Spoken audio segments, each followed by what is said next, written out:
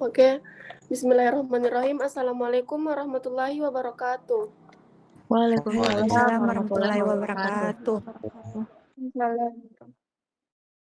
Baik, sebelumnya kami dari kelompok 3, saya sendiri Nabila Putri dan rekan-rekan saya, ada Ainun Dwi Putri, ada Siti Nur Aisyah Ganis, ada Andi Irmawati, dan Kak Nova Octavia. Materi pertama akan dibawakan oleh Saudari Andi Irmawati. Kepadanya saya persilahkan. Baik, terima kasih sebelumnya. Langsung saja adapun definisi dari moral yakni ukuran baik dan buruknya seseorang, baik sebagai individu maupun sebagai warga masyarakat dan warga negara.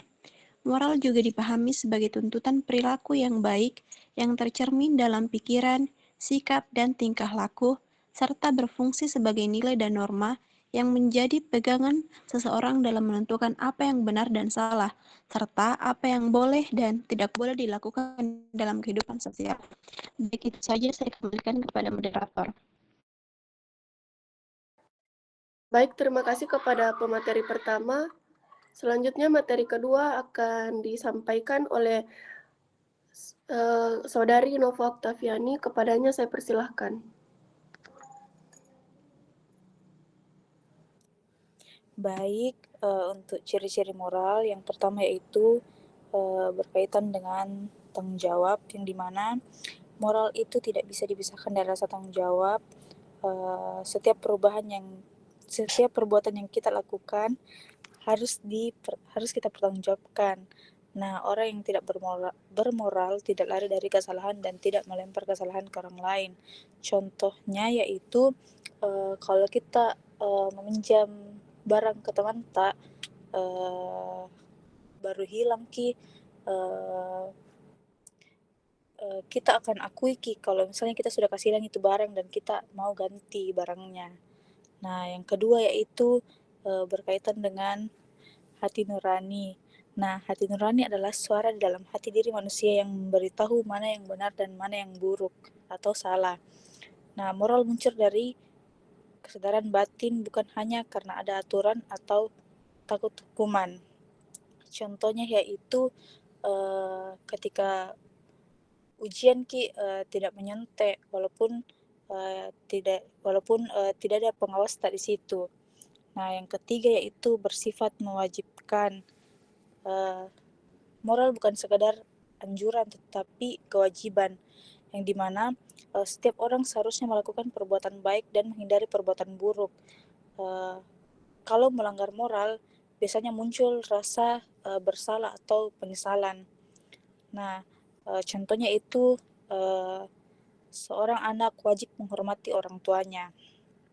Yang keempat yaitu bersifat formal, yang dimana moral bersifat formal artinya memiliki aturan atau norma yang diakui bersama dalam masyarakat. Moral tidak hanya soal perasaan pribadi tetapi juga berdasarkan nilai yang disepakati bersama tentang baik dan buruk. Nah, contohnya itu di sekolah atau di kampus, kita mahasiswa harus berbicara sopan kepada dosen. Nah, itu dari saya kembalikan ke moderator. Terima kasih.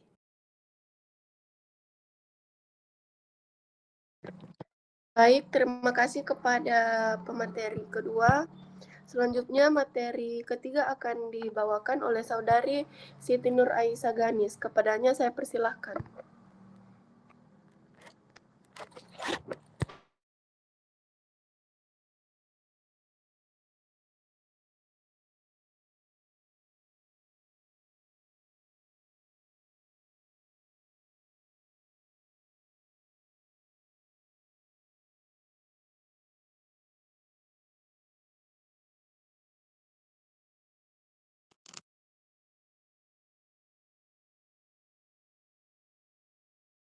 Baik, yang selanjutnya itu contoh perilaku.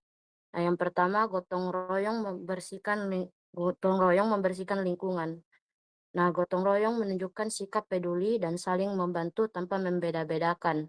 Dengan bekerja sama membersihkan lingkungan, kita menunjukkan rasa kemanusiaan dan kepedulian terhadap kesejahteraan bersama. Nah, yang kedua itu menghormati perbedaan pendapat dalam diskusi. Nah, setiap orang berhak memiliki pendapat, menghargai perbedaan berarti menjaga persatuan dan tidak memaksakan kehendak sehingga hubungan tetap harmonis. Nah, yang ketiga itu musyawarah untuk mufakat dilakukan di lingkungan kerja atau sekolah. Musyawarah dilakukan untuk mengambil keputusan bersama secara adil. Semua orang diberi kesempatan menyampaikan pendapat, hasilnya disepakati bersama demi kepentingan bersama. Nah, yang keempat itu membantu fakir miskin. Membantu orang yang membutuhkan mencerminkan kepedulian sosial dan usaha mewujudkan keadilan agar kesejahteraan dapat dirasakan oleh semua lapisan masyarakat. Nah, yang kelima itu menghormati teman beragama lain saat beribadah. Menghargai teman yang sedang beribadah menunjukkan sikap toleransi antar umat beragama dan pengakuan bahwa setiap orang bebas menjalankan ajaran agamanya. Nah, selanjutnya itu dampak terhadap kehidupan sosial. Nah, yang pertama, menurunnya kepercayaan antar individu. Jika nilai moral tidak diterapkan, orang akan sulit saling percaya karena saling terjadi ketidakjujuran atau sikap tidak bertanggung jawab. Nah, yang kedua, munculnya konflik sosial. Kurangnya saling menghormati dapat memicu pertengkaran, perselisihan, bahkan perpecahan dalam masyarakat. Nah, yang ketiga, melemahnya nilai kebersamaan dan solidaritas. Jika orang lebih mementingkan diri sendiri, rasa kebersamaan akan berkurang dan kepedulian terhadap sesama menjadi lemah. Nah, yang ketiga, terganggunya ketertiban dan keamanan sosial. Tidak adanya kepatuhan terhadap norma dan aturan dapat menyebabkan kekacauan serta rasa tidak aman di lingkungan masyarakat. Nah, yang terakhir, rusaknya norma dan nilai sosial. Jika pelanggaran moral terus terjadi, norma yang berlaku di masyarakat akan dianggap tidak penting lagi sehingga tatanan sosial menjadi tidak stabil. Mungkin itu saja, saya kembalikan ke moderator. Baik, terima kasih kepada Saudari Siti Nur Aisha Ganis. Selanjutnya materi terakhir akan dipaparkan oleh Saudari Ainun Dwi Putri. Kepadanya saya persilahkan. Baik, terima kasih moderator atas kesempatan yang telah diberikan kepada saya. Jadi yang pertama di sini ada wujud moral Pancasila dalam kehidupan mahasiswa.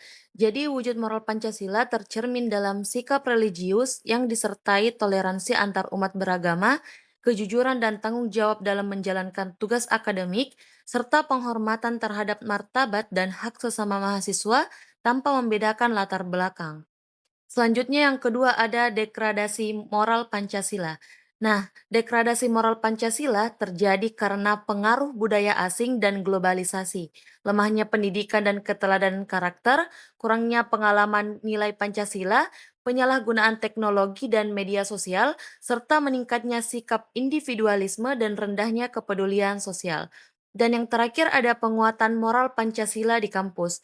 Nah, melalui pendidikan karakter dan Pancasila, keteladanan dosen dan pimpinan, pembiasaan sikap jujur dan toleran, keaktifan mahasiswa dalam organisasi dan kegiatan sosial, serta penciptaan lingkungan kampus yang adil dan saling menghargai.